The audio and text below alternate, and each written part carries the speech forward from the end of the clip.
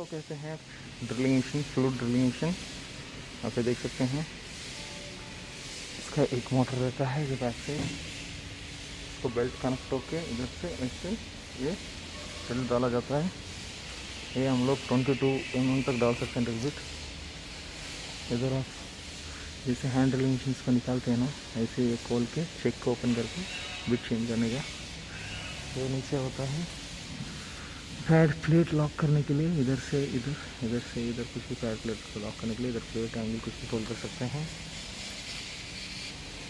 और ये देखिए ये रोटेट करने के लिए किसको, ड्रिल बिट को ऊपर नीचे हाइट चेक करने चेंज करने के लिए। और एक कभी भी लॉक रहता है। ये है कंपनी भव्या। मैं डिस्क्रिप्शन में लिंक रख रहा हूँ आपको बहुत सारे ड्रिलिंग मशीन अच्छे अच्छे ब्रांड्स का, चाहे परचेस करने का तो डिस्क्रिप्शन में जाके परचेस कर सकते हैं। लिंक क्लिक करके अच्छा ऑफर्स मिलेगा।